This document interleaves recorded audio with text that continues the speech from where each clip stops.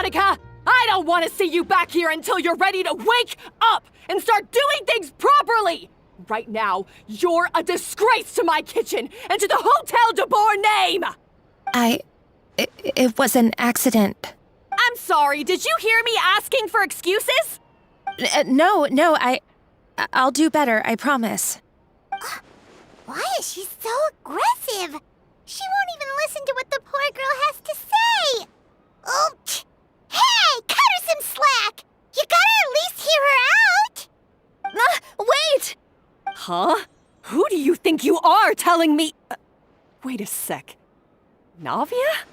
Huh. So, you're bringing backup now. Suit yourself! You're still wasting your time!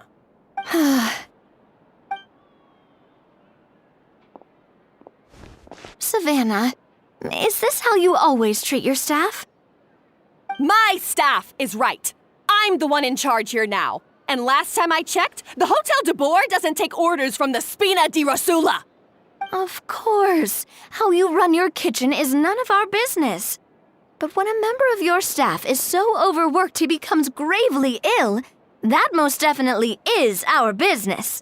We're going to stand up for him, whether you like it or not. Overworked? I've said it before and I'll say it again. If Fermon can't handle the job, then tough luck. There are plenty of other capable people I can hire instead. But Philmont can do the job, he just... Monica, back inside, now! Huh? But you said I shouldn't come back until... Just do as you're told, and not another word out of you! Come on, we have work to do! Wow, what a horrible person! Sorry. Looks like I've dragged you into some drama again. Her name is Savannah. She's the new head chef at Hotel de Boer. Ever since she took the job, she's been enforcing a brutal work regime and putting a huge amount of pressure on her staff. One guy was so overworked, he collapsed from illness. He's been bedridden for days, and he can barely even talk properly. I'm sorry. It's all my fault. I don't deserve to be a chef. At his family's request, the Spina di Rosula is trying to mediate on his behalf. We're not exactly making a ton of progress, as you saw. Savannah is adamant that Vermont's exhaustion and illness have nothing to do with her or how she's been running her kitchen. She's refusing to have any kind of meaningful dialogue with us. Our next thought was to talk to the other chefs at the restaurant and get a better idea of their working conditions. But with Savannah watching them like a hawk, no one has been willing to open up. And that's why I'm here, doing it the old-fashioned way. Camping out, watching, and waiting for an opportunity. Oh, shoot! It all makes sense now. Sorry. Paimon should have thunk before she spoke. Did Paimon ruin everything? Oh, no, not at all, Paimon. Honestly, the way she was laying into Monica, someone had to step in. I'm sure I would have piped up if you hadn't. And besides, I don't really think I'm built for espionage. Yeah, meaning it's gonna be all the more difficult to get the inside scoop now. Oh, I might as well head back to the Fleuve Cendre then.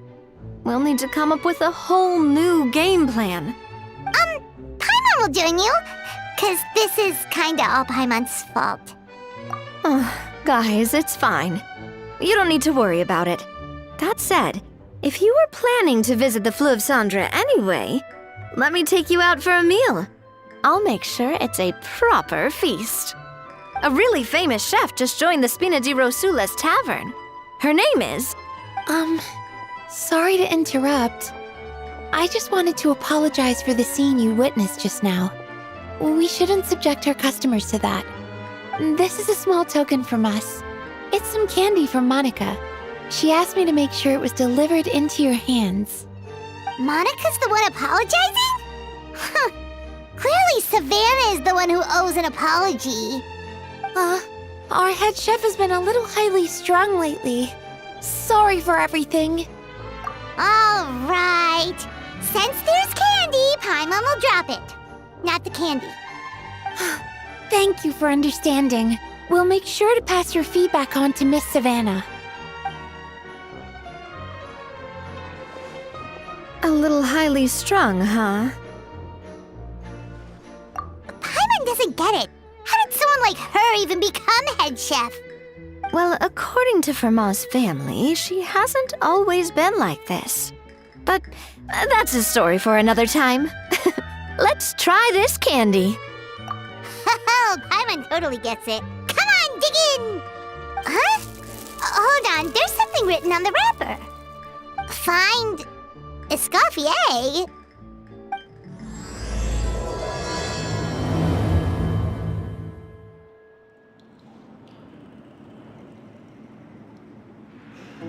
So, who is this Escoffier anyway?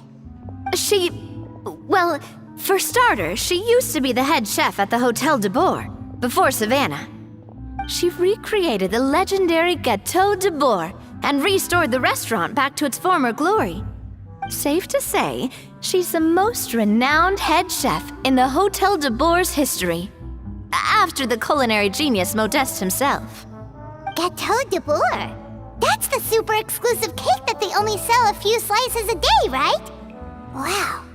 Why the heck would she let Savannah take her place?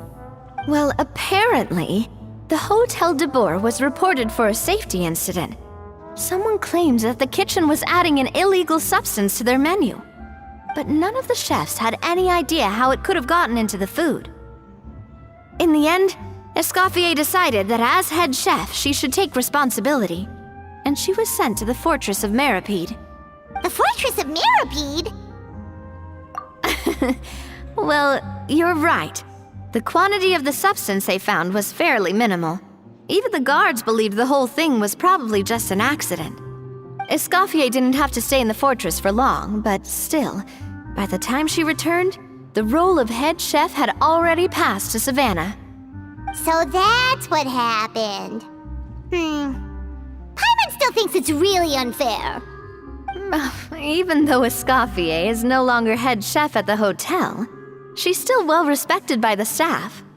So, I'm guessing what Monica wants is for us to convince Escoffier to try and negotiate with Savannah on the staff's behalf. Oh, Paimon gets it! Monica wants Escoffier to come back and kick Savannah out. It's simple. If the new head chef is stressing everyone out, then the solution is just get the old one back. Well, about that. You thought cream of mushroom soup was ready to serve after 3.5 minutes on the stove. You'd have had more sense serving hot water with ice cubes. At least then you wouldn't have wasted all this perfectly good cream and mushroom. What do you say, Hilaire? I'm sorry, Cream. I'm sorry, Mushroom.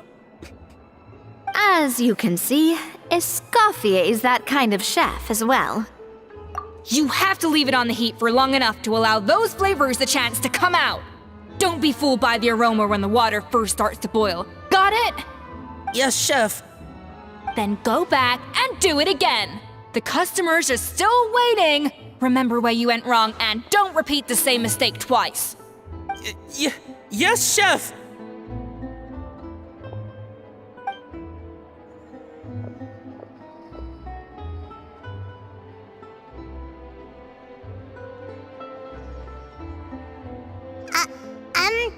Excuse us, we're... Waiting to be served?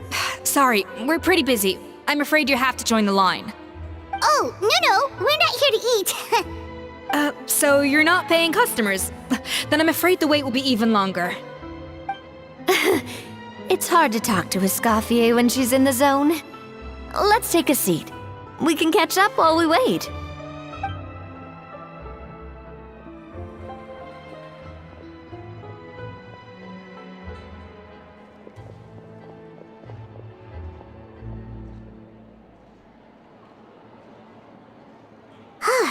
Looks like the rush hour is finally over. Is it always this busy here? These days, yes. I'd say business has tripled since Escoffier joined as temporary head chef. Well, in her words, the Hotel de Boer doesn't need her anymore. It doesn't look like she's got any plans to go back. I guess I'll be heading off then. Wait, take these home with you. We can't serve them now, and there's no sense in letting them go to waste. Oh, thank you, Chef. For what? Like I said, I just don't want them going to waste.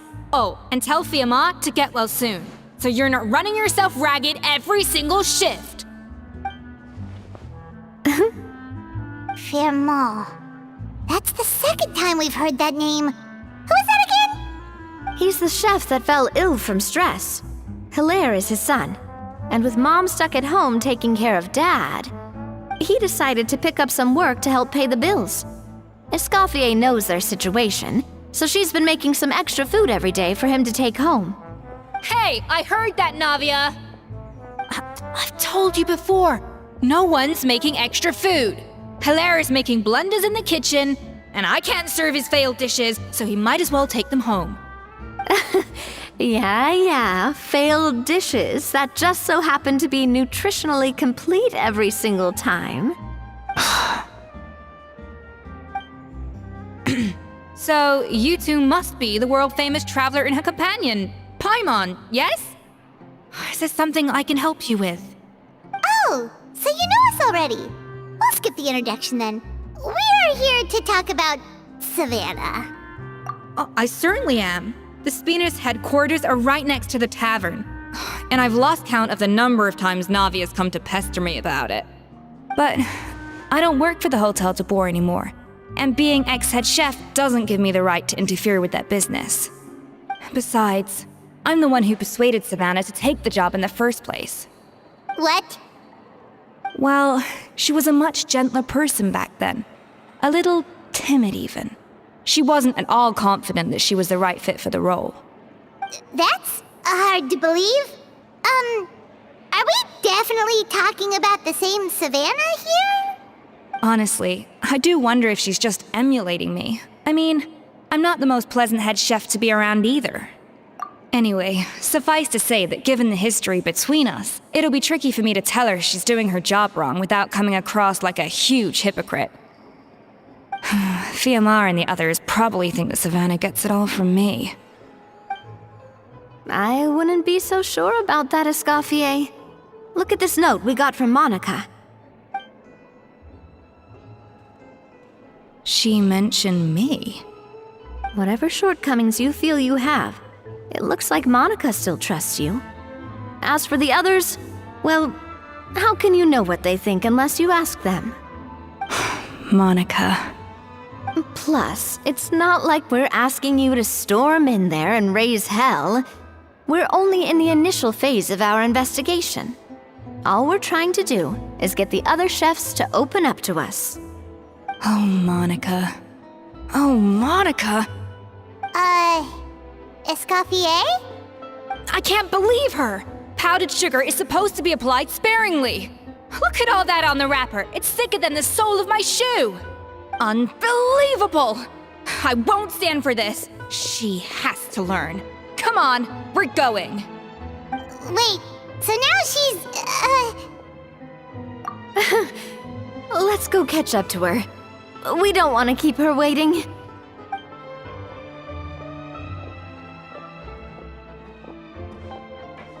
I'm sorry, I'm so sorry. I messed up your order. Oh, I wouldn't go that far. Maybe the taste is a little off, but if you hadn't brought it up, I don't think I would have noticed. But, please, you have to forgive me or Chef is gonna... Okay, I know. I'll kneel before you. What the heck? Get up, Monica! Can't you see that you're just making your customer feel more awkward? Escoffier? If you want forgiveness, then do what any self-respecting chef would do. Make the dish again. And this time, get it right. You cannot go begging your customers to feel sorry for you. Savannah said that I'm not allowed back in the kitchen until I've corrected my mistake.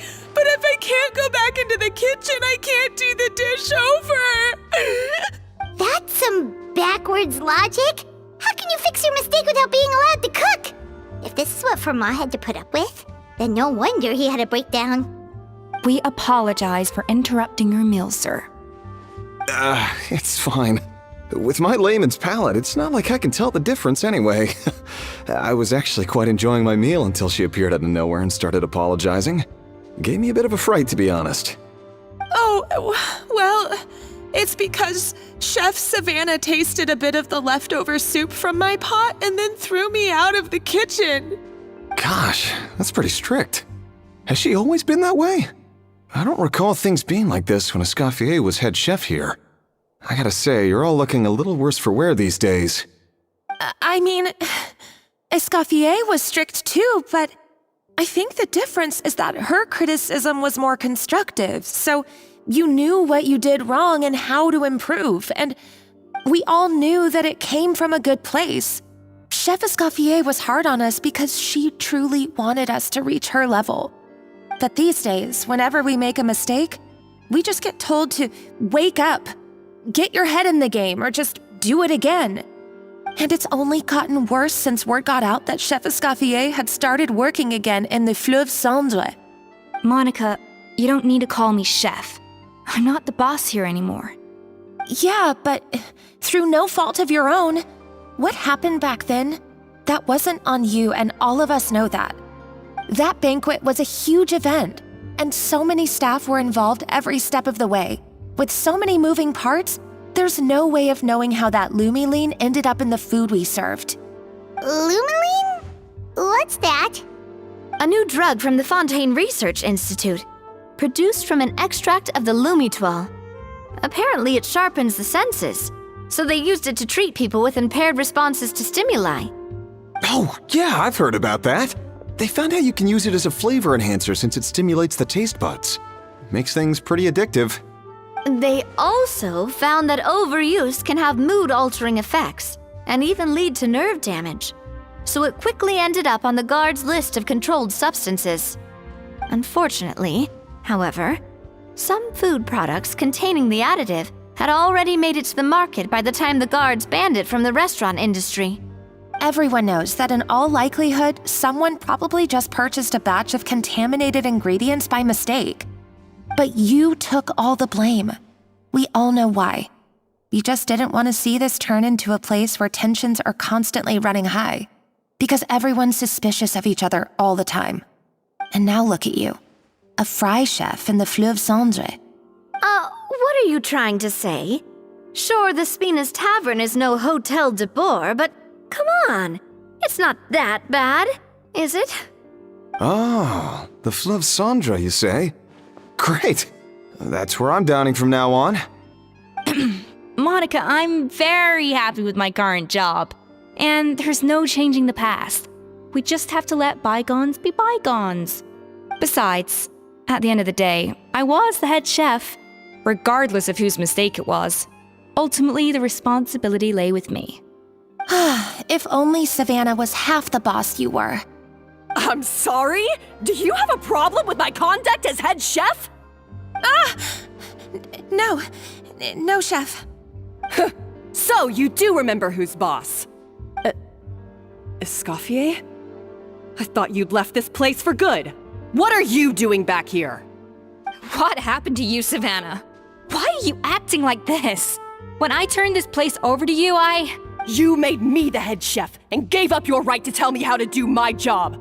You're not the boss here anymore, so stop acting like you own the place. Whoa. Sounds like someone has a chip on her shoulder.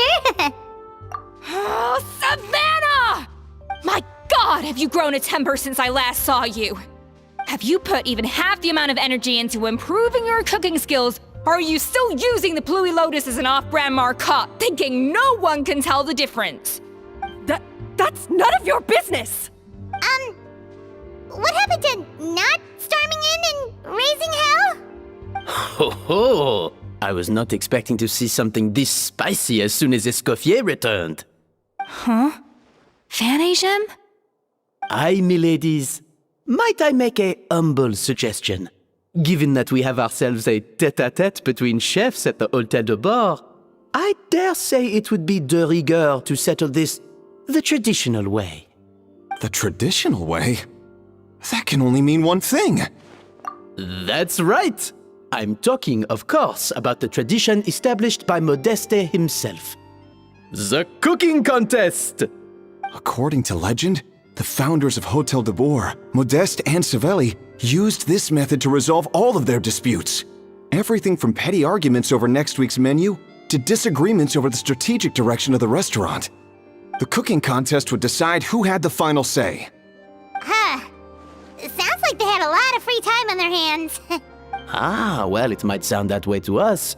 But in fact, the cooking contest played an enormous role in motivating chefs to hone their skills, reaching new heights of excellence in the culinary arts. And indeed, the reintroduction of this institution in recent years has surely been instrumental in transforming the Hotel de Boer into the top-ranking restaurant in Fontaine. Reintroduction? Someone brought it back? Who? What say you, Escoffier? Surely you of all people won't back down from this challenge. It was you who put the rule in place, after all.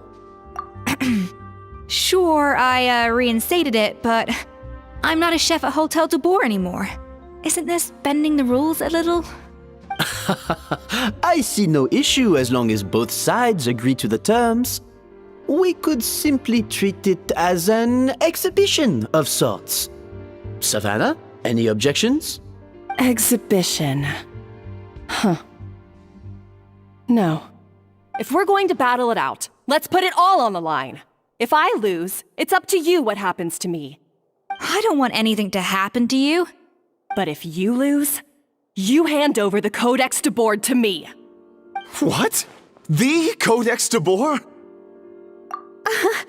Only the legendary handbook written by the original head chef Modeste. It contains all his secret recipes, including Gâteau de Boer. It's the greatest treasure in Fontaine's culinary world, and only the present and former head chefs of the Hotel de Boer have the right to read it. Present and former?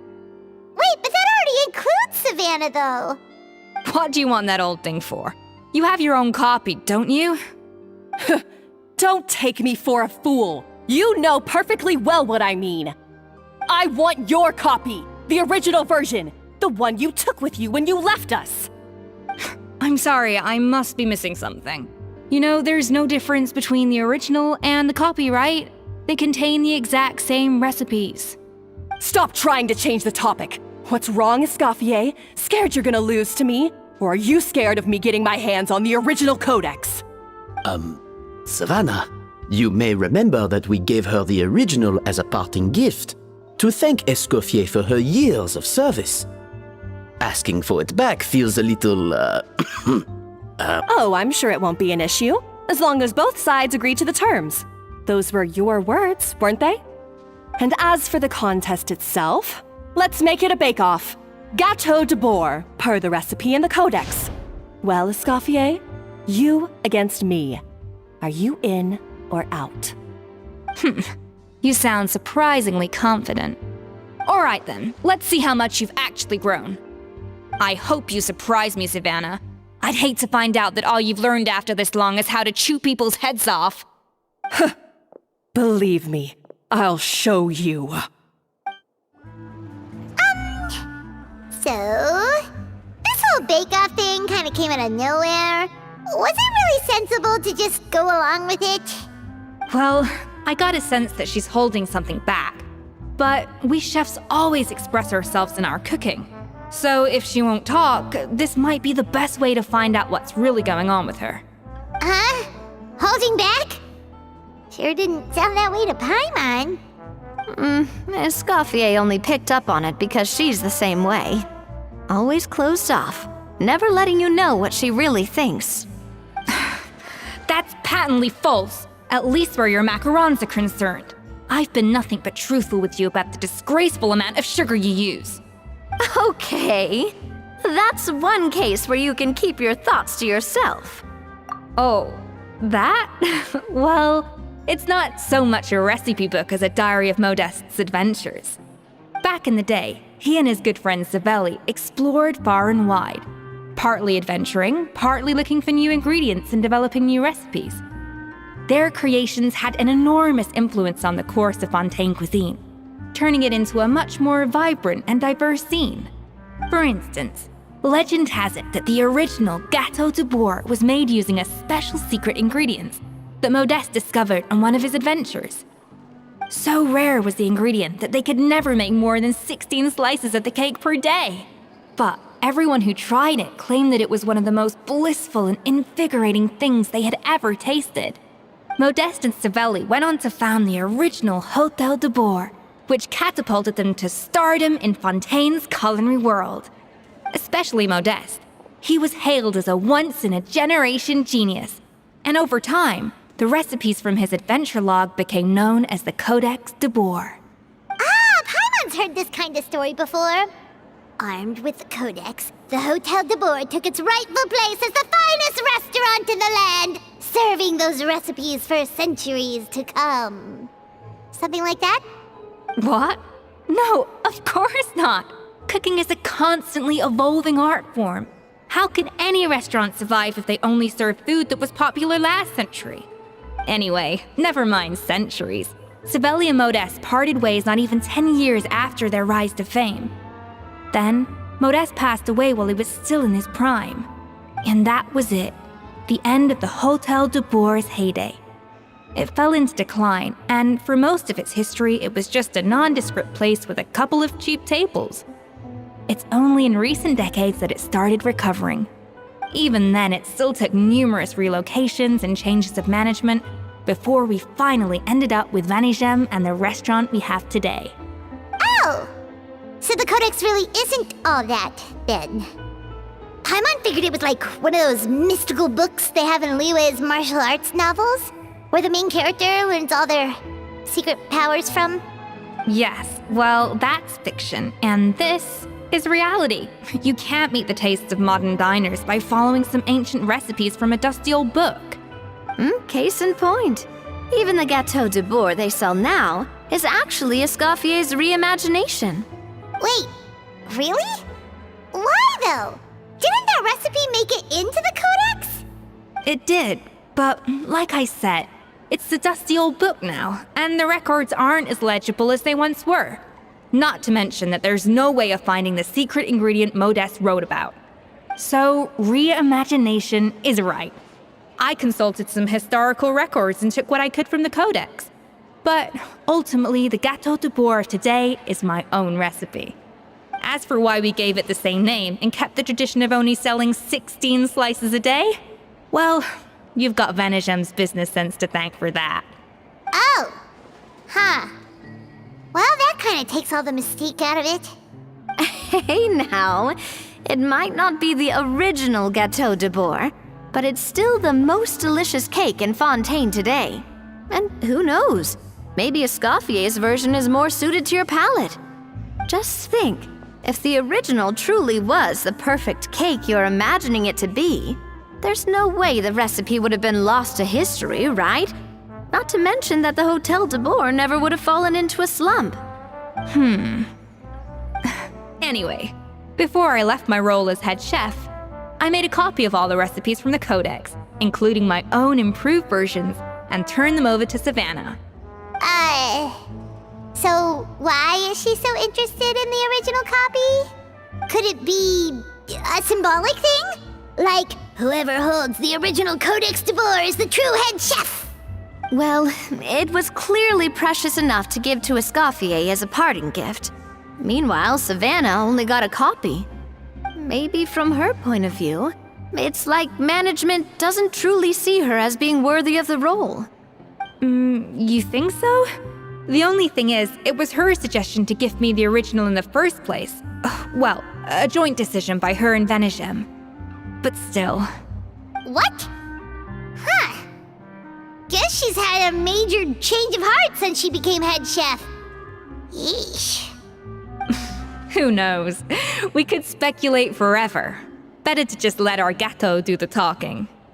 It means besting her in this bake-off, and then getting her to explain herself, even if I have to beat it out of her with a spatula. However much she's changed since we worked together, I believe that she still has her chef's pride. And if she respects the art, she'll respect the outcome of our contest. Well, I'm confident that you and your spatula can get justice for Froment. All you need to do now is win the contest. But that should be a breeze for you. Let's not get too ahead of ourselves. Gâteau de bourg is very complicated to make. Usually, it takes 3 chefs working in tandem to cover everything. Now, if I had to push it, I could probably do the work of 3 chefs myself. But I'd prefer to play it safe if I can find a couple of assistants in time. Well, that's easy. The 3 of us are veterans in the kitchen. You just need to pick 2 of us. Well, I have heard the Traveler is an accomplished cook, as well as a warrior. But be warned, I will hold you to exceptionally high standards. Think you're up to the task? Oh, count me in too. I've spent weeks perfecting my macarons after your scathing review. Even if it means competing against the Traveler, so be it. I'll show you what I'm made of. Confident. I like it. Alright, let's start with some elementary mise en place. Show me your knife skills. Looks like you found that easier than I expected. Yeah, thankfully it was pretty straightforward in the end. You made it sound like we'd be carving statues out of fruits or something. Well, brace yourself, because the next step is anything but straightforward. I'll be using this cold press to extract flavor compounds from the ingredients. A kind of special food processor I got the Fontaine Research Institute to make for me. It uses cold temperature extraction to isolate the essence of cooking ingredients, which can then be used to flavor dishes more precisely. But this isn't exactly standard kitchen equipment, so that probably didn't make a whole lot of sense. Let me give you a demonstration instead. And done! These are the flavor compounds extracted from our ingredients. I've processed all the fruit you chopped up earlier. Wow! Even the smell is so much more concentrated. What next? Do we add all this stuff in? Absolutely not! Throwing everything in at once will ruin the balance of flavors. We have to go slowly and carefully to calibrate the exact flavor we want. I'll demonstrate again. Now, watch closely. And voila! Now it's your turn.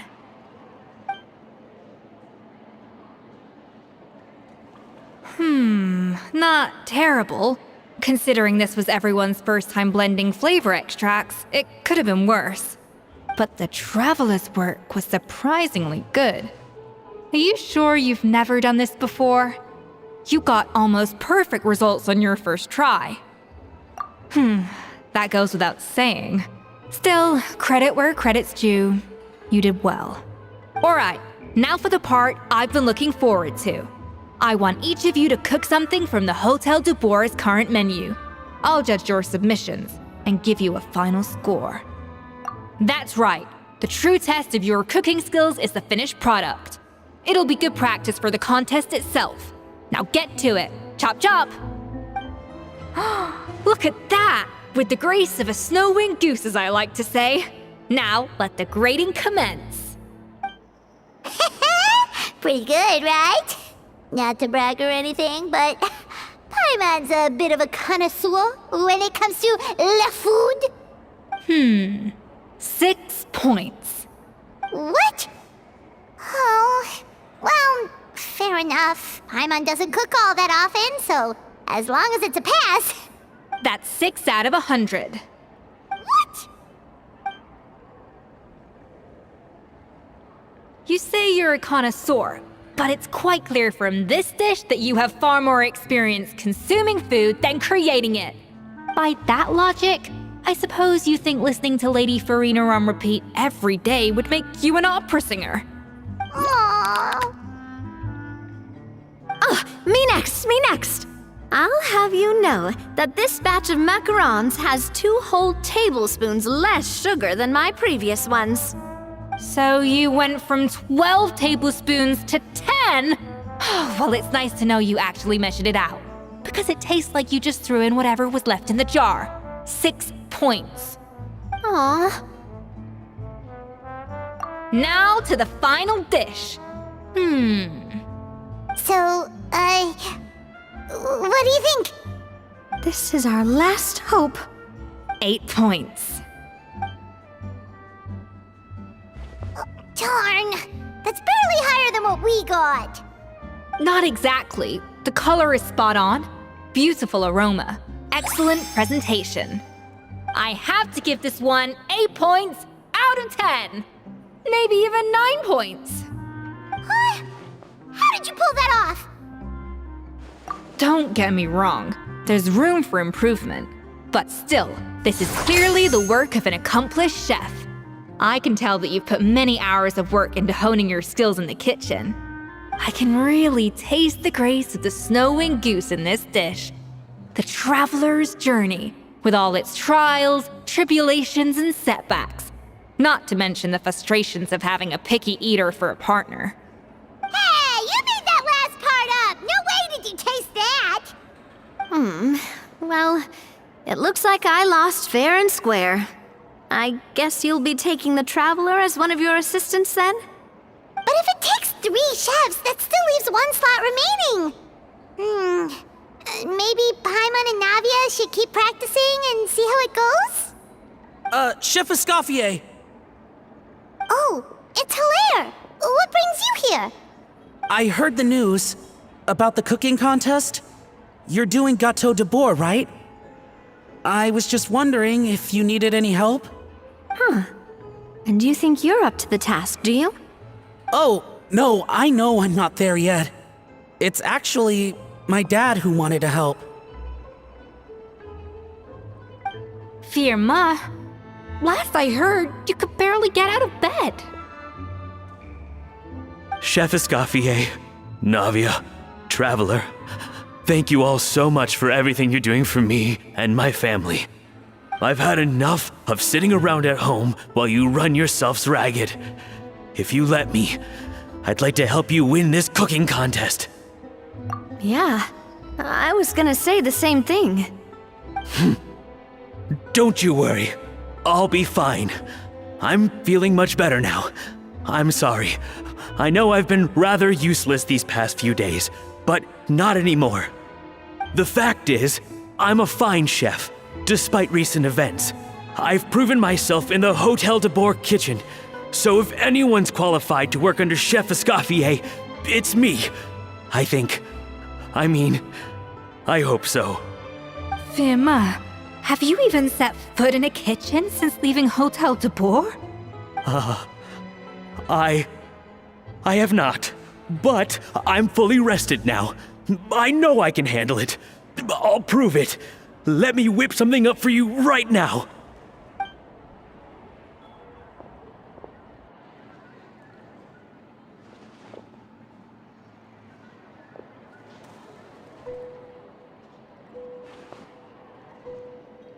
Huh?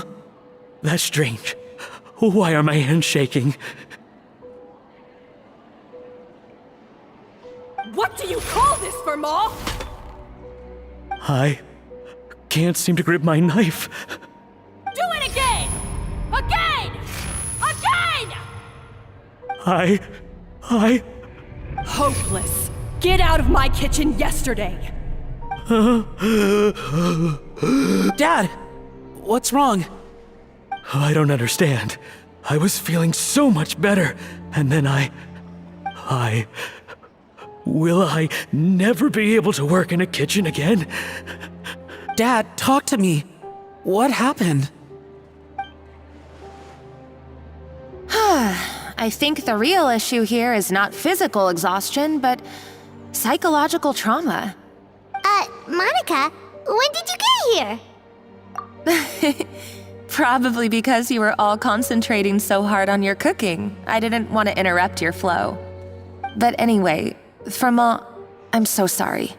If only I'd known how serious your situation was, I would have stood up for you sooner.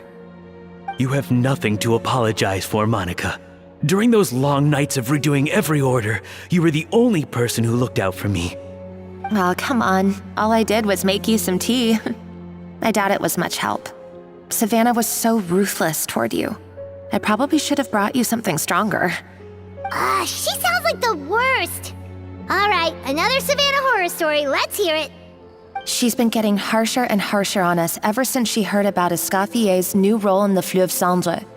Seems like no matter what we make, she'll find something wrong with it. What is this?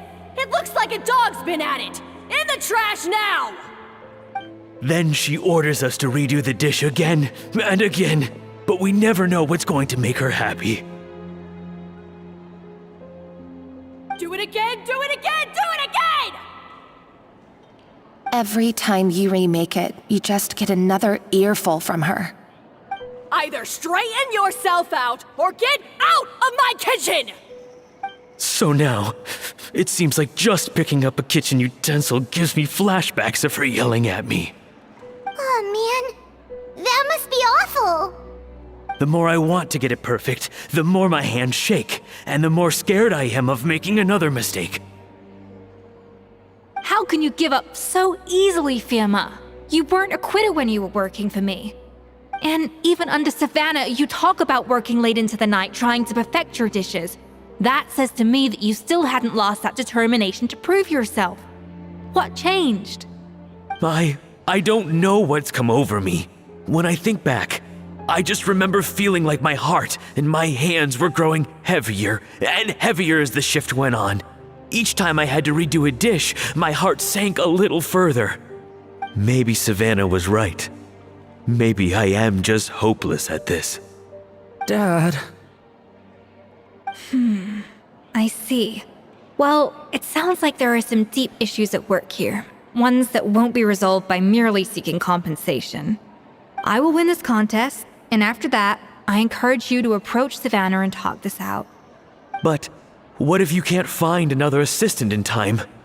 Clearly, I'm in no state to help out. You think being one person short will ruin my chances? Let's not forget, I taught you and her everything you know. Even if I had to go it alone, I would present the perfect gâteau. Oh, well, Paimon and Navia will still keep practicing, just in case. And so will I. Yeah! And if worse comes to worse, we can always get the Spina di Rosula to put out an emergency call for chefs. There's gotta be someone out there, right? Actually, I thought maybe I could help. That's sort of why I'm here. What? Why didn't you say so? I was going to, but then... well, this is the first chance I got. You do this for us? Thank you so much, Monica. All right, fine by me. But aren't you still working for Savannah? Joining the other side seems like a guaranteed way to put your future employment in jeopardy. I know, but it's all right. I've made up my mind. With the way things are, I can't keep working for Savannah much longer anyway. Unless I want to become the next Firma. I'm done with sucking it up. It's time to try and turn things around. If this cooking contest can get Savannah to see the error of her ways, then I'm sure she'll forgive me for this. Well, Paimon didn't think we'd be poaching from Savannah's staff to get our third person, but there you go. Anyway, Monica's a professional chef, so nothing could possibly go wrong now. Great! Then it's settled. And to congratulate you all on making the team, I propose a Spina-sponsored meal to celebrate. Spina sponsored? Wait, you mean I'm cooking? Well, I promised the traveler a feast in the Fleuve Cendre. And I know how much you've been looking forward to it. Yeah! Feast, feast, feast! All right, if you insist, then prepare for some of the finest food of your lives.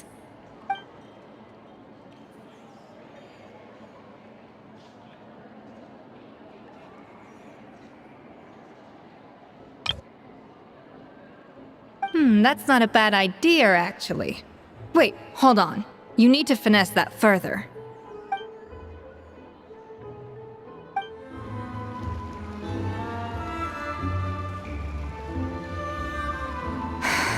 Why, Savannah? Why? Oh, nothing. I was just flicking through the original Codex de Boer. I wanted to see if there was anything I'm missing. Something I hadn't noticed before. That might explain why Savannah's so desperate to get her hands on it. But I can't find anything. It's just some hastily scribbled recipes in between diary entries from Modeste's adventuring phase. And most of it's not even legible anymore.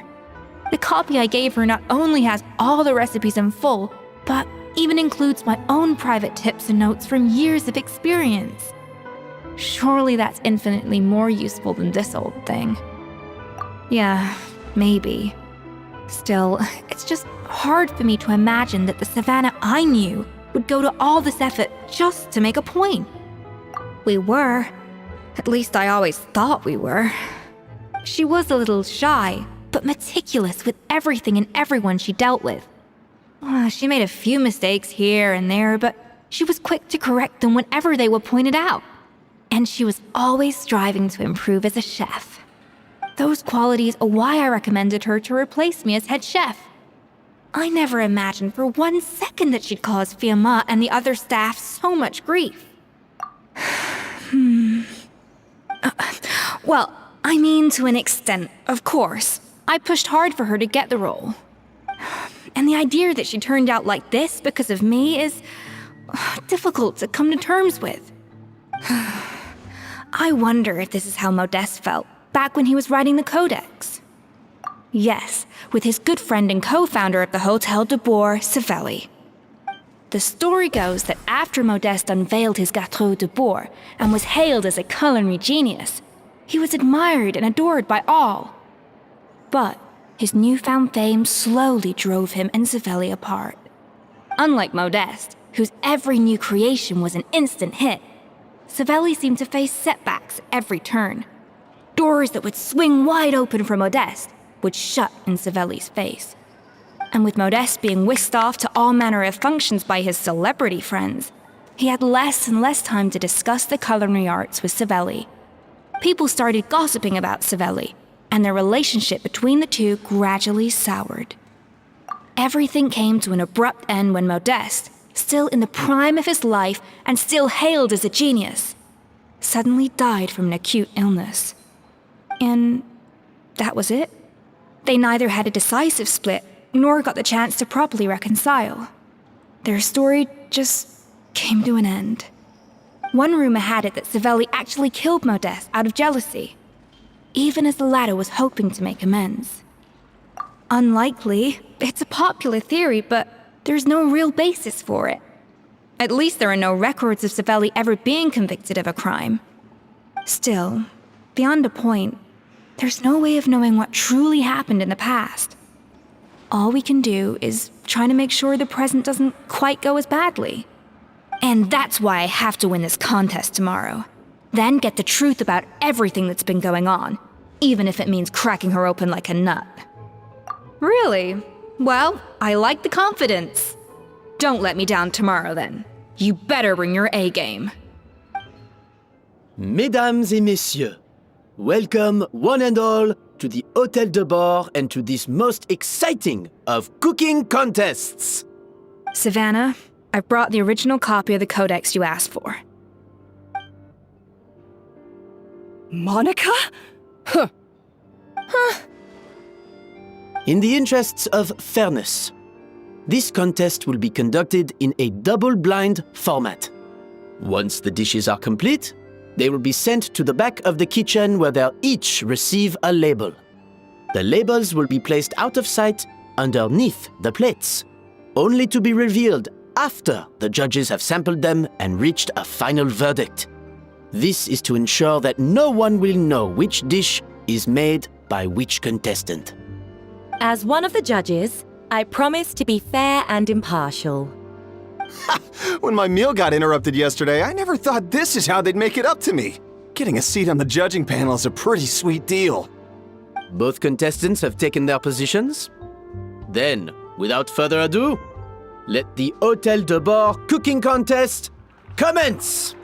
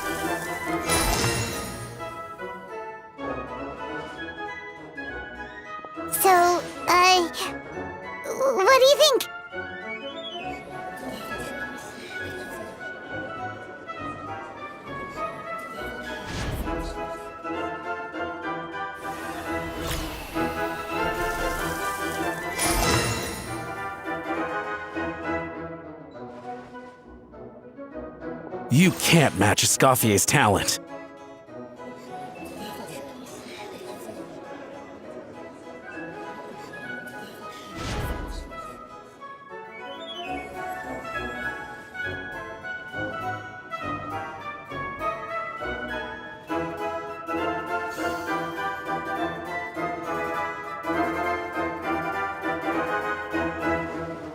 That was perfect! We were like a flock of snowing geese, completely in sync, working gracefully and elegantly together.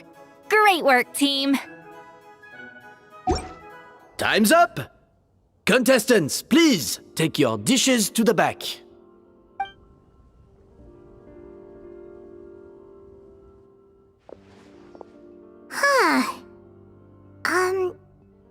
That guy was right. You really can't tell whose is whose just by looking at them. We both made the same dish after all. For all her flaws, Savannah's a talented chef who earned my recommendation for good reason.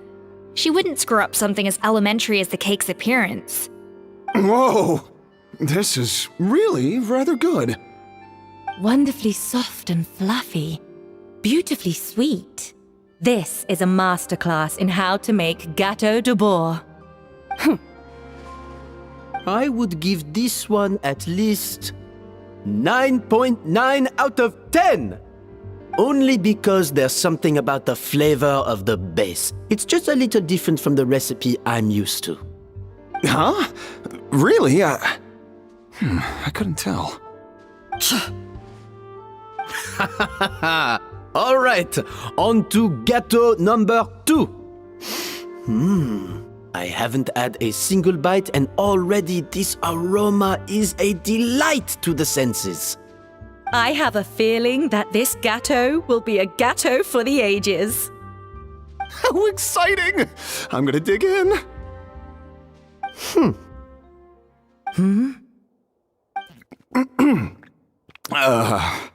I think maybe someone got a little carried away when they were adding the sugar. Not just the sugar, it's the flavors too. This is all over the place. Who made this? It appears the decision is unanimous. This gâteau is far below the standard we would expect. And Paimon thought this might actually be close. Turns out she can't bake to save her life. Something's not right here. Savannah may not be perfect, but no way is she this sloppy. I can now declare that the creator of the first gâteau has won this cooking contest. Now, all that remains is to turn the plate over and reveal the chef's name underneath. What? It's Savannah? No! That's impossible! Hey, Savannah! You cheated, didn't you? You cheater! What did you do? Oh, you swapped the plates, didn't you? Well, someone's a sore loser. These cakes went from the oven to the judge's table without me ever laying a finger on them. And everyone here can attest to that. It was Vanejem's staff who labeled them in the kitchen. If you're looking to accuse someone, why don't you start with them? Isn't it more likely that Escoffier's lost her edge? Oh, or maybe her assistants let the team down. You take that back! Judges, we demand a rematch! That's enough! What's done is done. As head chef, or rather as team lead, I take responsibility for the dish I served. Whatever went wrong and however it happened, I should have spotted it. Savannah, I didn't think you'd stoop this low just to beat me in a bake-off. What happened to your chef's pride? I don't know what you're talking about. If you want the Codex de Boer that much, you can have it. Escoffier, no! But you must promise me that you'll apologize to Firma and compensate him for everything you put him through. It's a little late to be negotiating terms. The contest is over, and I won. That means you owe me the Codex, and I owe you nothing. Look, Savannah, you may have fooled everyone else, but can you really fool yourself? What I'm offering is to accept defeat without looking to expose what you've done. But only on the condition that you promise to stop putting so much pressure on your staff. Fine. I'll treat this as your final handover of duties from one head chef to the next. So, will that be all, ex-head chef? Or is there any other unfinished business you'd like to leave in my hands? I didn't mean that to be a scolding from your former boss, just a word of advice from a fellow chef and a friend. But I don't know if you're even open to input from other people anymore. I know what I'm doing. I don't need your advice. All right, fine. I'm glad to hear it.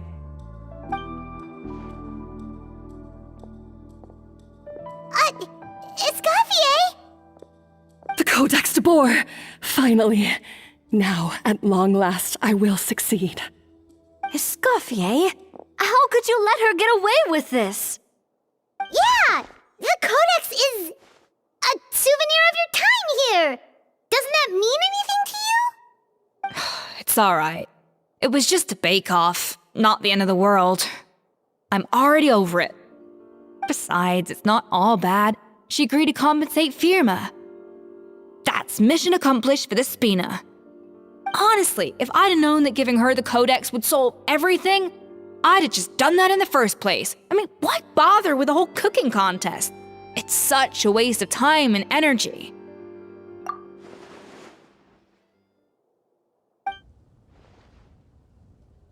No. No! This doesn't make any sense! Huh? That's it? No secrets, no nothing? I don't believe it! This can't be happening. Oh, Chef Savannah! Savannah?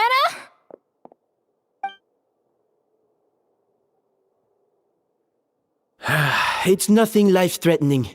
Just a lot of pent-up stress and exhaustion. Oh, I knew it. Pent-up stress? The truth is, however hard she might be on the rest of us, the person she puts the most pressure on is herself. Yes, there are nights when she makes us redo things over and over into the wee hours. But for her, it's every night.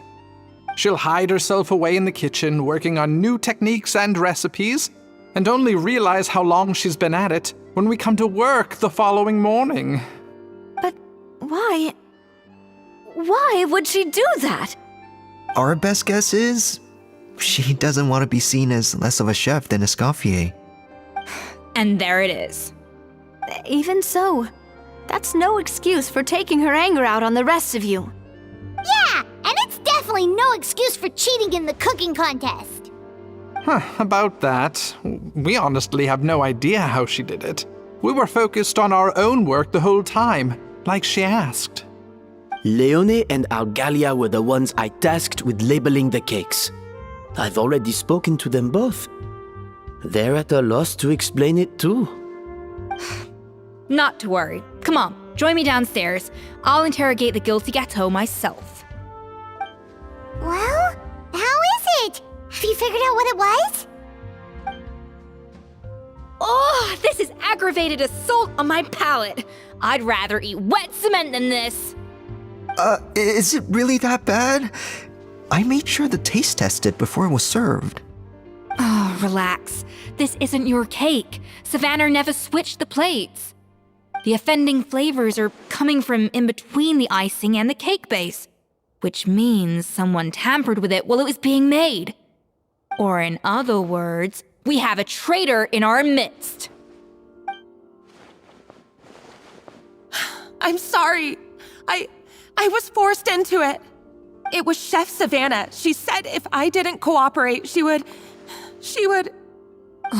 Calm down, Monica. I've already accepted defeat. And if I wanted retribution, I would have brought this up when the results were announced. Whatever's going on with you, just spill the beans. There's no need to hide it. I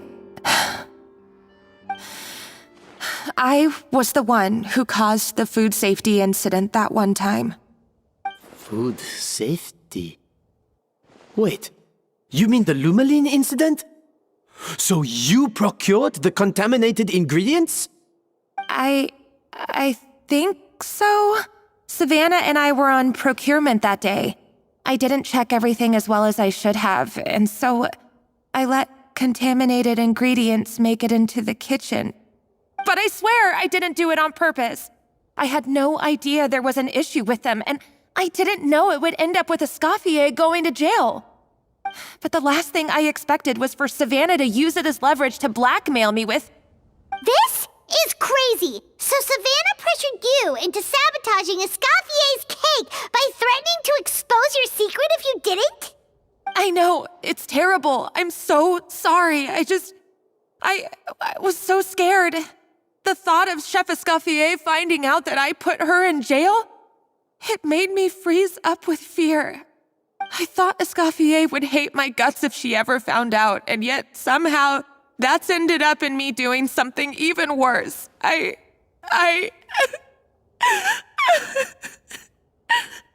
Seriously? All this fuss over a little slip-up? Huh? Firstly, it's not like I got a life sentence. I did my stint at the fortress, and now I'm out. And secondly, I had my own reasons for leaving the Hotel de Boer. This wasn't the only factor. So you don't need to feel ashamed or frightened or anything like that. Any more than you need to add butter when you're pan-searing foie gras. You mean... you forgive me? Oh, well, I'm not saying you don't have to take responsibility for your mistakes. You should tell Vanagem to mark down your performance for the past few months. Then do some digging and find out exactly where those contaminated ingredients came from. Sure, you've made mistakes, but now's the time to fix them. Understood? Understood. Good. Now, back to Savannah. What about the original codex would compel her to resort to blackmail? I have my suspicions. Not that I've got any proof to back them up, though. Ugh. What happened to me? I've overheard some customers murmuring about how the Hotel de Boer hasn't been the same since Escoffier left. They think our menu doesn't taste like it used to, especially our signature items. Now that you mention it, I noticed it during the contest too. I couldn't put my finger on it, but the flavor seems subtly different from how it used to be. But the difference was so small, I'm sure no one would notice it besides our most loyal customers and true dessert connoisseurs. Still, as head chef, it's easy to see why Savannah would get so hung up on it. So many times I've seen her make the cake base over and over again, late into the night, determined to match Escoffier's version. But something's always slightly off every time. Yeah, I've noticed that too. Never really gave it much thought, though. Thinking back on it now, it's clear that Savannah's been in a downward spiral ever since Escoffier left. She wants to prove that she can fill Escoffier's shoes. That's gotta be the reason. But after countless setbacks, she's getting more and more unhinged. And at some point along the way, she switched from doubting herself to doubting Escoffier. Doubting Escoffier? For what? Yeah, it would explain why she was bent on getting the original at any cost. She must have thought Escoffier purposely omitted key details from her recipes when she copied them out. Also, she could retain her place as the #1 chef in Fontaine, the only one privy to all the secrets of the trade. Oh, for goodness sake, what a stupid idea. Of course. Then she finally got the codex only to discover that the secret recipes she's been pining for don't exist at all. Seeing how utterly wrong she was must have been a real shock to the system. It probably brought up everything at once. It overwhelmed her, and she passed out. There's still one thing that doesn't make sense, though. If Savannah had the real recipe all along, how come it tasted different? She might not be on the same level as Escoffier, but surely after like 50 attempts, she'd get it right one of those times. You'd think so, but Geniuses like Escoffier are in a league of their own.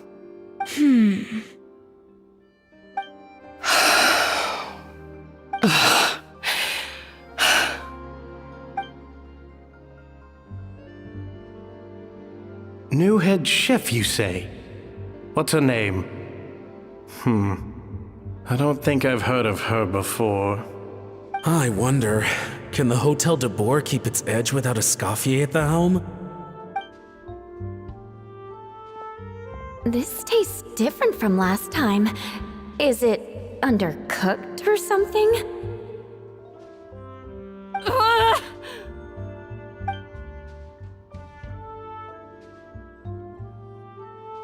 Take this. It's a copy of the Codex de Boer.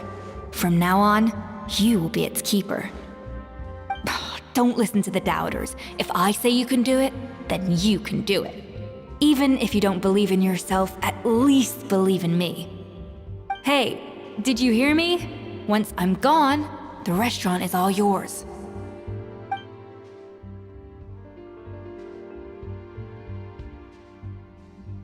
All this time, I've been blaming other people, but maybe I'm the problem. I sincerely apologize for putting everyone out. Savannah's awake now, but I don't think she's ready to speak to anyone yet. Let's give her the day to calm down. I'm sure you'll have the chance to talk everything out tomorrow. In that case, I'll go and update for Ma and his family. I wonder what he'll make of all this. So, we'll come back tomorrow then. That was a long day. I think I've earned myself a sweet treat when I get back home. Oh, nice! Macarons? Or are you gonna switch it up this time?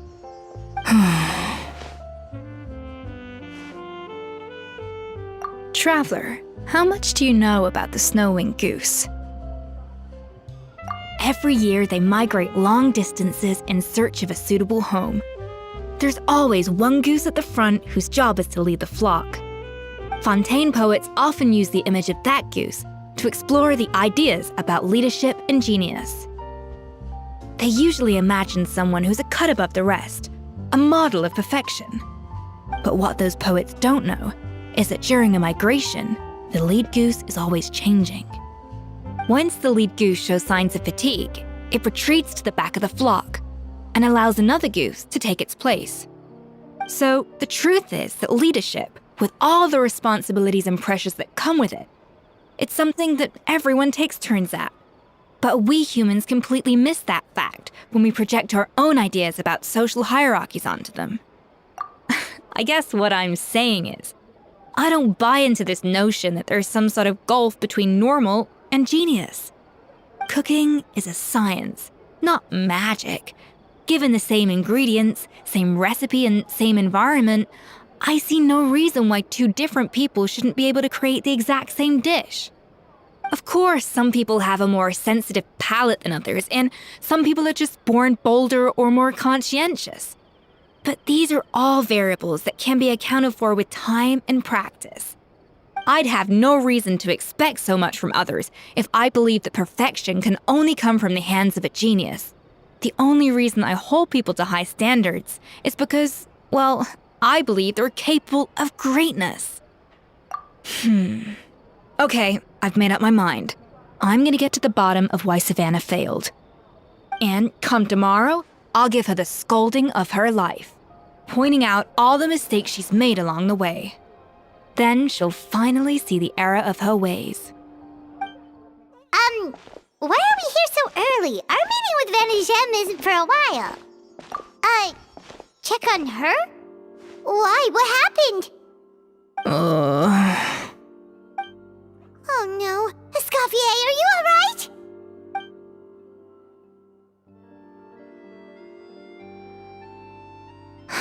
I'm fine. Just need to get some more coffee in me. Huh? What happened to my coffee? Did I really drink it all? Alright. Thanks. I appreciate it. Strong, bitter coffee beans. transformed through expert brewing and balanced perfectly with rich, creamy steam milk. Wonderful. I feel much better now. Thank you so much, Traveler and Paimon. Glad to hear it, but make sure to catch up on your sleep when you get the chance.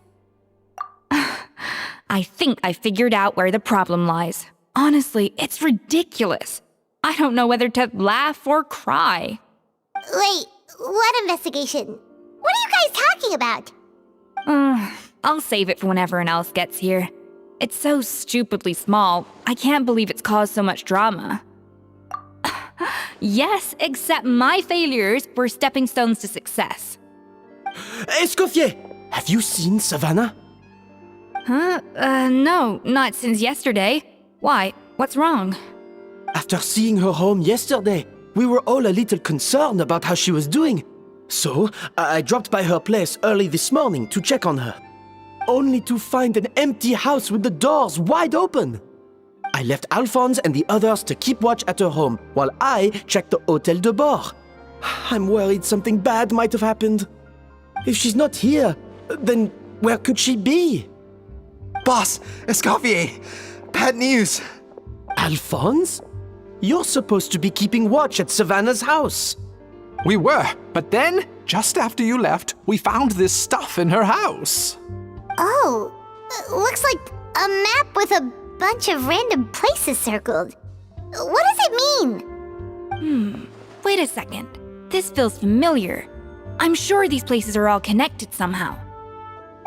Of course, from the Codex. They're all places that Modeste explored on his adventures. Yeah, but I don't understand. The adventure logs in the Codex are too fragmented to be of any use. How come this map shows all the missing details? The Codex de Bord?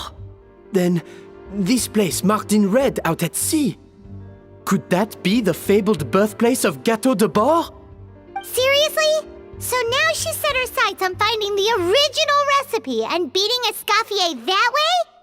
Geez, Savannah. Anything to overcome a Gâteau plateau, huh? Ugh, idiot! Does she have a death wish? Those ruins are thousands of years old. Hold on, there's more. Besides the map, we also found these letters. It was you. You let the Lumaline through, didn't you? It sounds like a threat letter. Does this mean that Savannah was responsible for the safety incident? And not Monica after all? Retrieve the Codex by any means necessary. So the cooking contest and the cheating. Someone else was behind her pulling the strings? She's keeping the true recipe to herself. Ugh, this is all such a mess. Paimon needs a second to process this. First, we thought that Savannah forced Monica to cheat in the cooking contest. But now, it turns out that someone else forced Savannah to force Monica to cheat?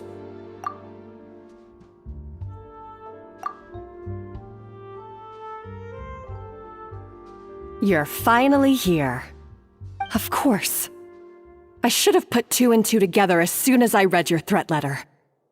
The food safety incident, the demand for a cooking contest, the instruction to blackmail Monica, even the suggestion that Escoffier was keeping secrets from me. It was all part of your grand plan, wasn't it, Monica?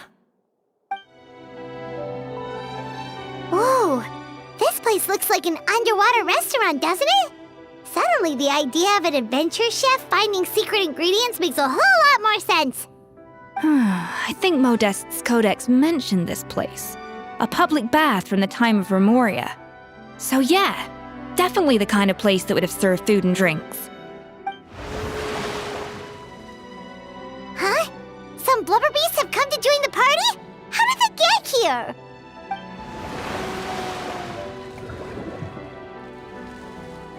Aw, they ran off! That could be easier said than done. Something's blocking the entrance. Well, did Modeste mention it in his adventure logs by any chance? They must have gotten through somehow. Good point. Yes, that's right. It's coming back to me now. We prepared a banquet for our shy little guests, and as the food flowed away on the current, they broke into a joyous chorus, and the path opened to us. We have to feed the blubber beasts? With what? There's nothing here besides rocks, romaritime flowers, and lumitoile. See, this is why you should always bring snacks. You never know when you're gonna need them. Now we have to head all the way back to shore and grab some. There's no time for that. Romaritime flowers and lumitoile will have to do. They may not look appetizing to us, but who knows? They could be blubber beast delicacies. Wait, we're seriously gonna try this?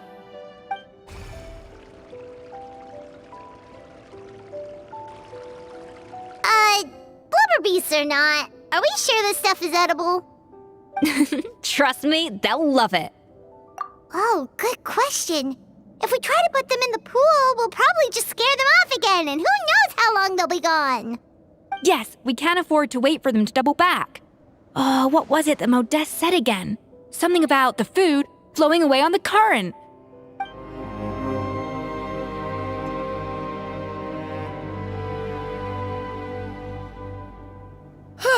Hey, give me your water. Here. I said your water, the one you just drank out of? Sure.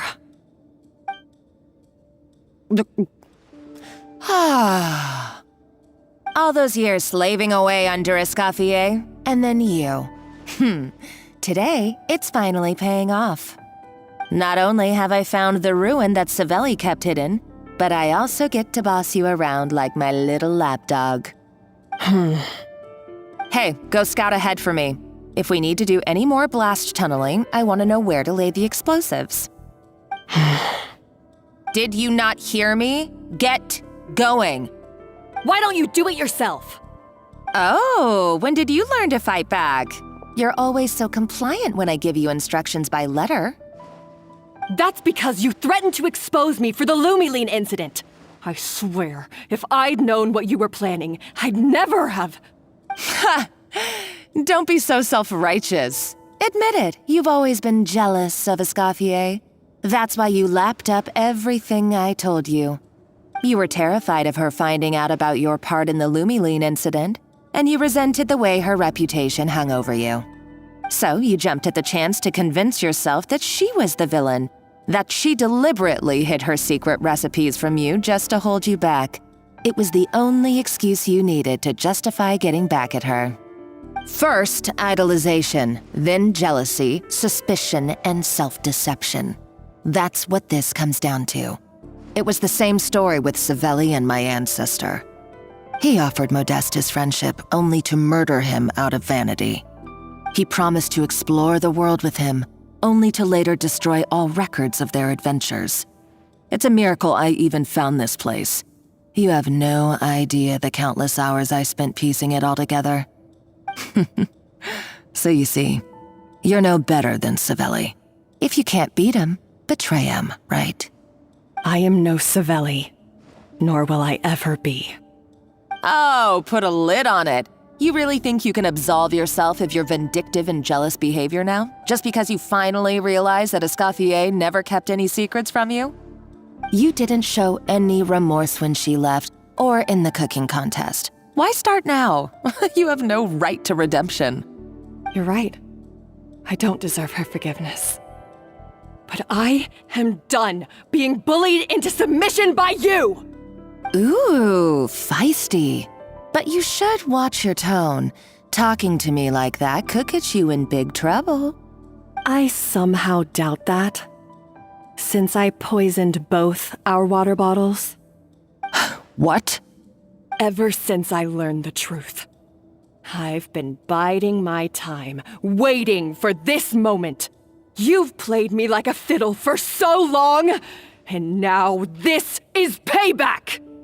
But you drank it too! It's what we both deserve. This is the price we must pay for betraying Escoffier.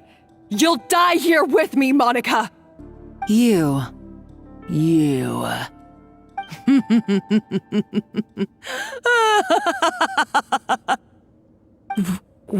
What's so funny? Oh, you're too much. I thought I'd play along for a bit just to amuse myself. You gave a very rousing performance. I saw your dumb plan a mile off. There's no poison in these bottles, just clean, fresh water. No. Revenge is a dish best served cold, you know. Did you really think your half-baked plot would fool me? You're a lousy chef, and you make a lousy villain, too. A complete waste of space. No wonder you never amounted to anything. Everything I ever did was a failure. And now, I failed again, for the last time. Hey, why don't you try your hand at being a comedian in your next life? You got a good laugh out of me. But now the show's over. You should have just done like I asked, Savannah. All I wanted you to do was scout the ruins for me. But you had your chance, and now it's time to say goodbye. Stop right there! Let her go, Monica! We've got you surrounded! Escoffier? Ugh, looks like I'll have to keep you around for a little longer. You can't! Stay back if you want her alive! Escoffier and the Traveler. I can't take you both on in combat, but if you so much as flinch, I can end Savannah's life in a heartbeat. Monica, what are you hoping to achieve by this? You're about to commit murder, and for what? A recipe? A recipe? You chefs are all blinded by your myopic focus on kitchen affairs. Well, some of us actually have bigger fish to fry. Modeste had a secret. The truth behind his so-called genius, the je ne sais quoi factor in his Gâteau de Bourg, and it's right here in these ruins.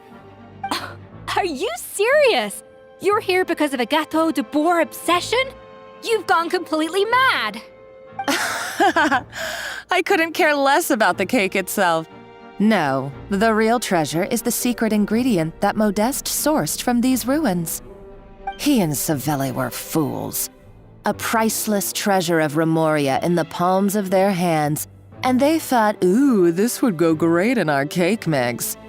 We're talking about a powerful stimulant that also sharpens the senses. That's no cooking ingredient. It's a groundbreaking drug. That's right, I've done my research. It was a drug that Remoria developed for their war machine.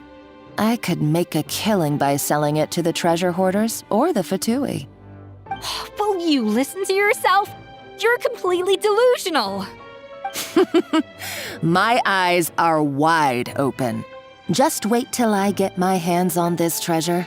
You'll see what a fool you've been.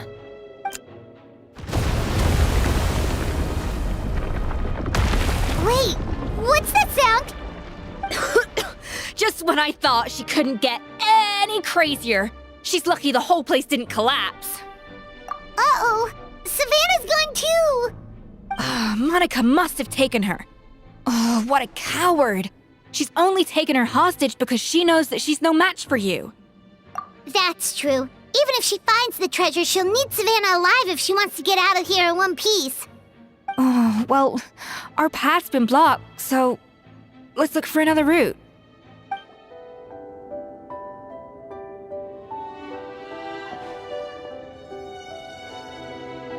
That's strange. These don't look Romorian to me. More like last century Fontaine. Adventurers from last century Fontaine, huh? Oh, Modeste and Savelli, do you think they camped here? By the looks of it, this was a one-person camp. They adventured together, but maybe one of them came back alone at a later date. Huh, you really think so? Trust our adventurers' instincts. We're pros at this stuff, just like you're a pro in the kitchen. Okay, well, the Traveler has more adventuring experience overall, but Paimon's definitely a pro rummager from all those treasure chests. Darn it! Paimon was just about to show off her rummaging skills! Huh, no kidding. Are all adventurers so obsessed with journaling? I mean, I guess I take a lot of notes when I'm cooking as well, but I thought that was just me. Anyway, let's find out who was here. It's been years since I've last visited these ruins. It's exactly the way I remember it. This place probably hasn't changed in millennia. Sadly, up above, on dry land, everything has changed. The treasure of Remoria. That's what we used to call it. Modeste was right about its potential. It turned Gâteau de Bourg into a national sensation. Our limited stock of the substance meant that the gâteau could only be produced on a small scale. But this only drove up the popularity all the more. Modeste was right about that too. He predicted all of it. He was praised as a genius, while I, as the one person who'd ever disagreed with him, was labeled a talentless fool. Modeste tried his best to console me, but I knew better than anyone just how great the gulf was between us. Our conversations grew scarce, and we saw less and less of each other. I didn't fight it. He had new friends and a career of his own. Why invite further disdain by inserting myself where I did not belong? I told myself that maybe one day, when I finally created a masterpiece of my own, I'd be able to face him without shame. Or maybe one day, when I've put these feelings of self-loathing behind me, I'd be able to ask him with a smile on my face, how about we go on one more adventure, for old time's sake? Unfortunately, that day will never come. So it was Savelli. From the sounds of it, he came back after Modeste had already died. I always thought it was just a legend. But if it's true, then this must be the place where they found their secret ingredient, the birthplace of Gâteau de Bourg. In that case, what does that say about the death of Modeste? If it's all true, maybe Savelli really did have something to do with it. The taste of Gâteau de Bourg has changed. Modeste was convinced of this, even though everyone swore they couldn't tell.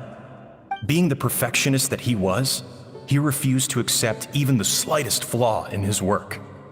He stopped all sales of the product, locked himself away in the kitchen, and worked day and night, vowing to find out where he had gone wrong. But as he baked and taste tested over and over again, he found he only strayed further and further from the original taste. It was only when he was sipping on coffee one day and realized he could not taste the bitterness that the truth finally dawned on him. What had changed was not the gâteau, but his sense of taste. The treasure of Remoria stimulates the senses, taste included, and invigorates the spirit. In the short term, it offers people the ultimate gourmet experience, but in the long term, it dulls their senses entirely. In hindsight, it made perfect sense. After all, why would a culture that sought liberation from the constraints of their bodies care for the loss of their senses? But we realized it too late. We were just too late. Over the course of his many culinary experiments, Modeste exhausted the remaining supply of the treasure of Remoria. He consumed it all himself. The finest culinary talent of his generation now faced a future in which he would never be able to taste anything ever again. Finally, in despair, he took his own life. And because we had become estranged, I could not be there to stop him, to offer some words of comfort, or even to say goodbye. Yet despite everything, he sent me his final letter. The treasure of Remoria? Guess Monica was really onto something. It really was a kind of drug. So, Modeste chose to end his own life. Then, why all the rumors that Savelli murdered him? Also, neither the Codex nor any other contemporary records make any mention of the treasure of Remoria. It's almost as if someone deliberately erased it from history. Modeste told me everything in his final letter. His was a tale of how even a genius could fail, and how much more devastating it is when it happens. Did he hope I would gain some personal catharsis from knowing the truth? Or maybe he wished for me to warn the public about the dangers of Gâteau de Bourg, proving that I had been right all along. But if the public ever learned how Modeste's greatest triumph became his undoing, his fall from grace would be swift and merciless. 1 minute a genius, the next a joke. It would surely spell the end for his restaurant, too. What would be his legacy then? How would future generations view everything we built together? I fear the scorn I have faced these last years would pale in comparison to the scorn shown to him by the history books. I cannot let that come to pass.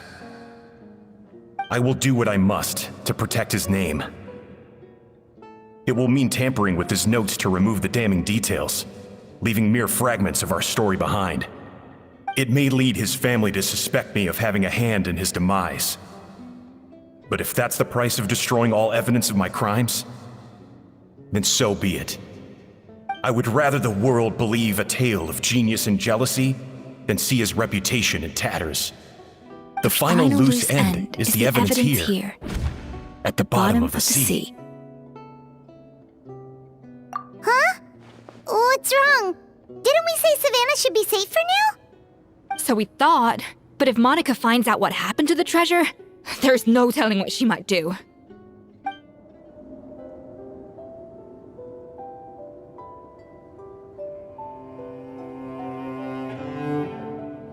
The treasure of Remoria. I have found you at last. Savelli, you tried your best to bury the truth, but you underestimated the children of Modeste. Some fragments of his diary escaped your clutches, and we have held on to them for generations. But I have to thank you too, Savannah. Without your help retrieving the codex, and with it the last piece of the puzzle, I may never have found this place. But now, finally, the secret to Remoria's military might is within my grasp. The treasure of Remoria is mine! Oh, it's empty. It's empty? Monica? Oh, we were seconds too late. Escoffier? What's the deal with that jar? Savelli's final act!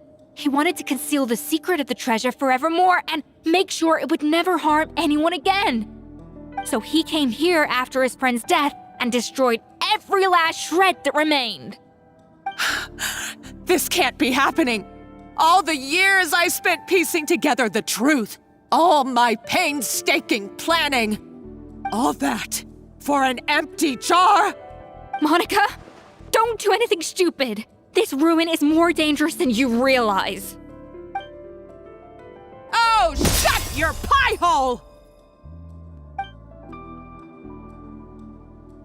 Praise be to Lord Remus. You barbarian shall be slain. Why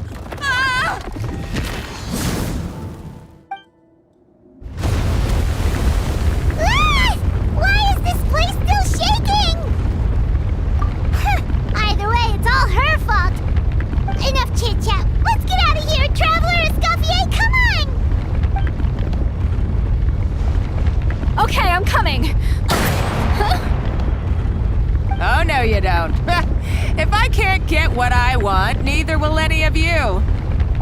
I've got nothing to show for my life's work so far. But if I can take another so-called genius down with me in my final moment, then it was all worth it.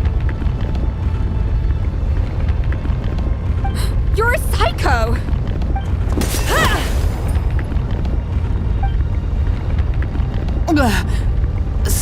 Savannah? When did you wake up? I may be a lousy chef, but it looks like I'm not a complete waste of space. Traveler? Okay, let's go!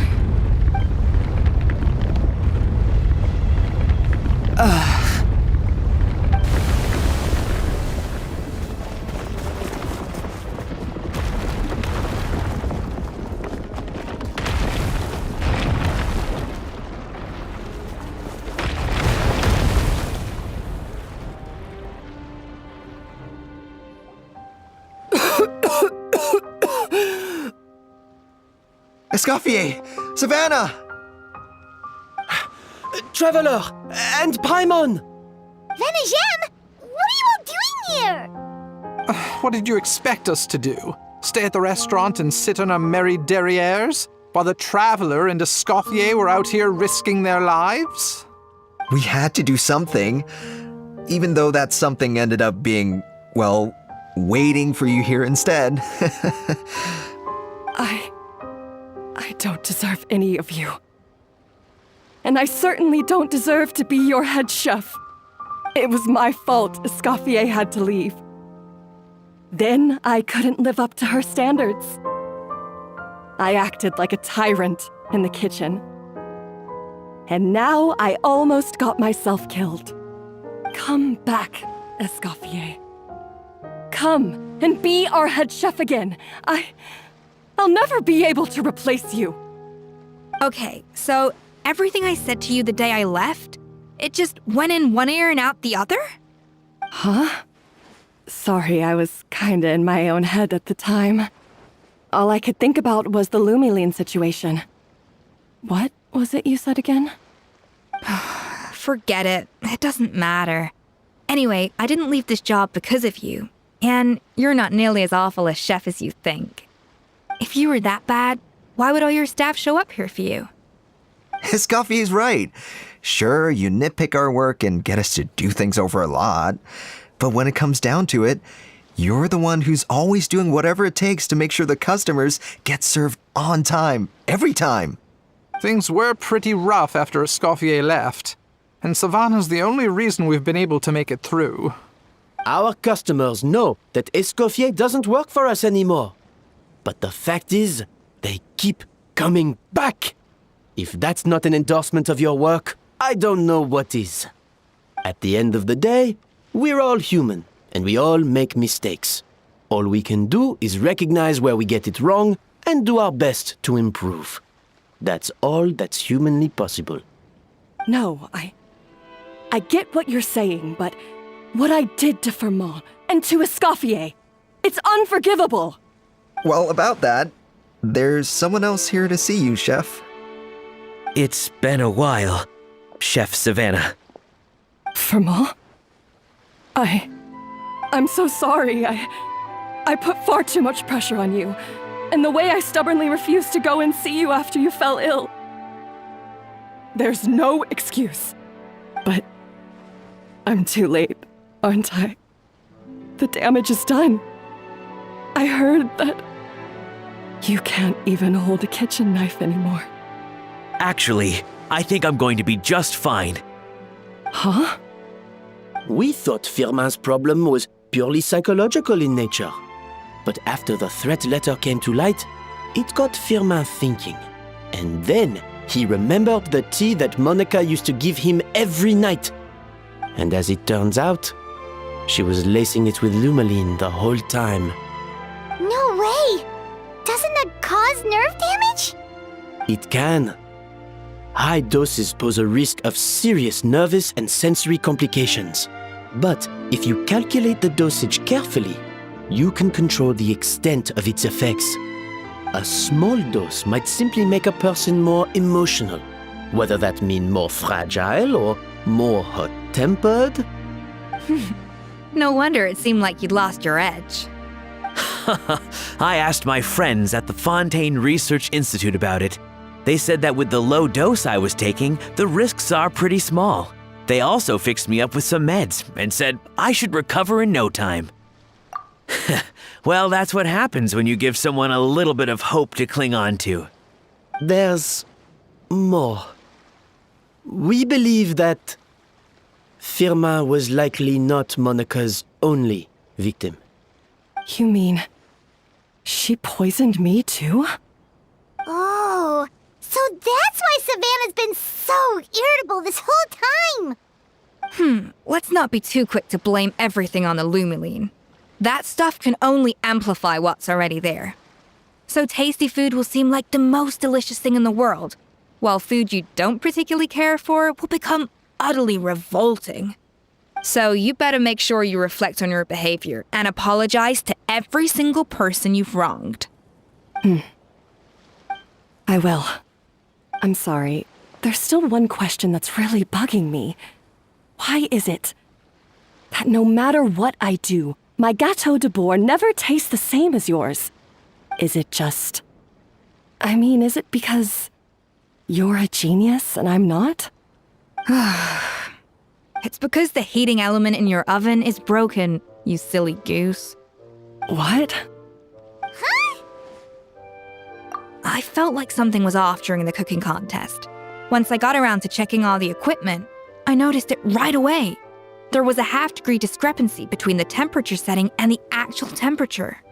All the ovens in the whole kitchen had the same problem, which confused me at the time, but by this point, it's pretty obvious that Monica must have tampered with them. I would have figured it out the day of the bake-off, since the issue affected both our teams. But of course, Monica sabotaged mine so that could never happen. No.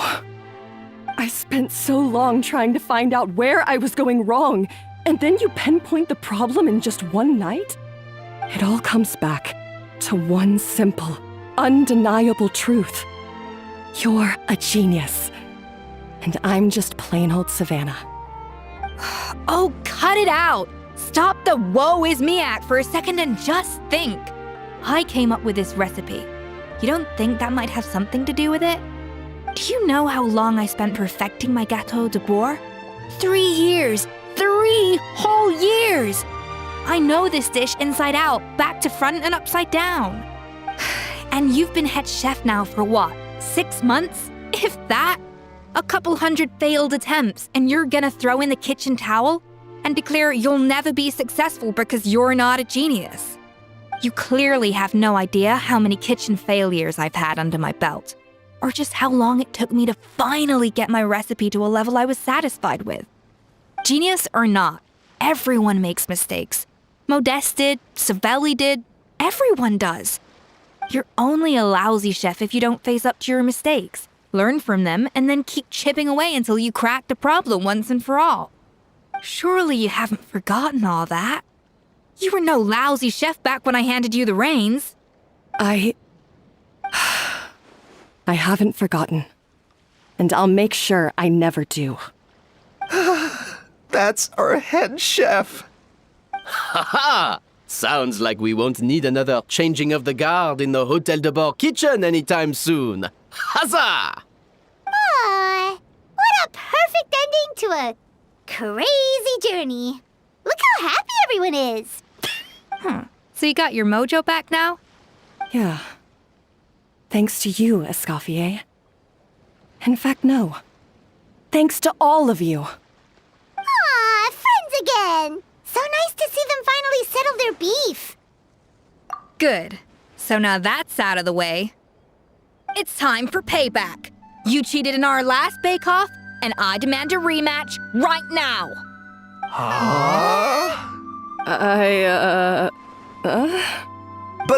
But that was mostly Monica's fault, wasn't it? Right. And also, does it have to be right now? Savannah's only just got her mojo back, and you barely escaped from a death trap. No excuses. This is a cooking contest between 2 top chefs, and nothing will stand in its way. So grab your spatula and get ready, because this rematch is happening today, right now, this instant. Hey, so, this whole time you were salty about losing? The second cooking contest commences now! This time, no more games, and no holding back!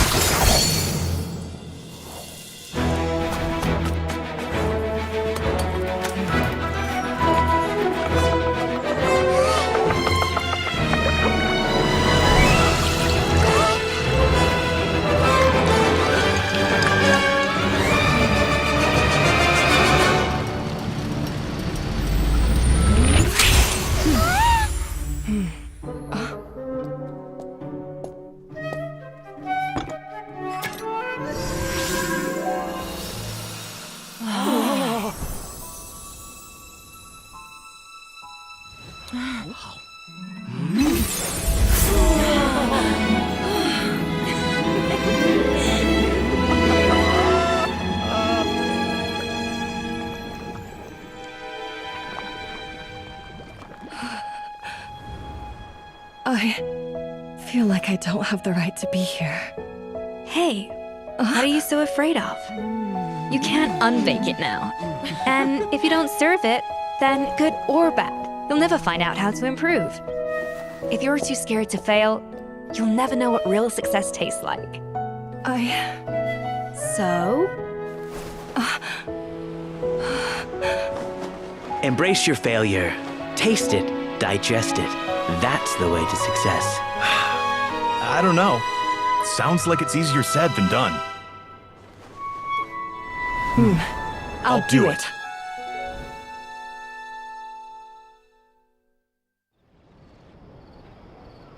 The results are in! A landslide victory for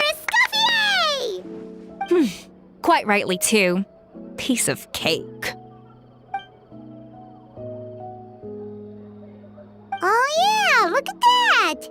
Savannah looks pretty chipper too, considering she lost. Now, where were we? Yes. Do you have any more questions for me after everything that's happened? I thought Navia would have filled you in. And actually, I said all this to Savannah before I left. Although, as we saw, I don't think any of it sank in. I had 2 reasons for leaving. One was the food safety incident, of course, but the other was that the Hotel de Boer had reached a point where it didn't need me anymore. So I decided to step down and look for new opportunities to improve myself. Improve how?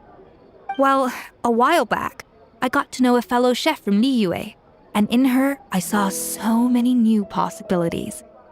She has that same adventurous spirit that Modeste and Sibeli had in their youth. Slime mucus, lizard tails. With her, nothing's off the table. There's a whole world of new flavors out there waiting to be explored, hiding away in ingredients we overlook. Case in point, remember those Romaritime flowers down in the ruins? I used them in the cooking contest just now. Did you taste the difference? What? Paimon didn't notice at all! Half of the art of cooking is dissecting the recipes of previous chefs and figuring out the exact constellation of elements that gave their work its signature taste. And the other half, it lies in freeing yourself from the confines of the kitchen. You've got to go out and explore the endless possibilities out there. Uh-oh. Paimon's suddenly not sure she wants to try your cooking anymore. Don't worry, it's not going to be a free-for-all like in Modeste's time. Before I put anything into my food, I'll obviously do my research, make sure it doesn't contain any harmful substances. In the meantime, take this. It's a recipe for Petit Gâteau de Boer, revised version. I tweaked it to suit your needs as busy adventurers. Hope you enjoy, and remember, feedback is always welcome. All right! So, do you ever see yourself returning to Hotel de Boer? Oh, of course. I've already promised Vanishem that I'll come back every once in a while to make sure the quality of the food remains at an acceptable level. You know, Paimon's still a little disappointed that we never got to see the treasure of Remoria. Surely Monica wouldn't have gotten drawn in so deeply if it wasn't for all the mystery surrounding the original Gâteau de Boer. She practically dedicated her life to finding the lost pieces of Modeste's diary. Then went to all that trouble to infiltrate the Hotel de Boer. And in the end, it was all for nothing. Since you mentioned the treasure, between Modeste's writings and what we saw in those ruins, I think I may have figured out the truth. The so-called treasure of Remoria was most likely a substance that the Remorians extracted from Lumitoiles, better known to us as Lumiline. Huh? So then, why all the hype back in the early days of Gâteau de Boer? Don't forget, it was a very different era. We could barely even refine sugar back then. So desserts were very much in their infancy. In a world of bland food, it's no wonder that the first thing to really excite people's taste buds took the world by storm. And as for the Lumiline, it may well have been somewhat valuable in ancient times. But these days, it's just another drug from the Fontaine Research Institute. Even if Sibeli hadn't destroyed it all, I doubt it would be worth that much these days. So after all that, there was nothing in those ruins but worthless junk. Feels strange to say it, but Paimon almost feels sorry for Monica. She sacrificed it all only to get nothing in return. Oh, hey! Huh? Navia? You just got back from that underwater ruin, right? Well, check it out. They ran a special issue. Did you see anything like this down there? Freshly unearthed from the ruins of Rumoria. A magnificent jar thought to be over 1,000 years old. Experts say it has immense artistic and historical value. It could be worth an absolute fortune. Wait, isn't that the jar they used to hold the treasure? If only it was still in one piece. Some butterfingers must have dropped it or something. Ugh, it's such a shame.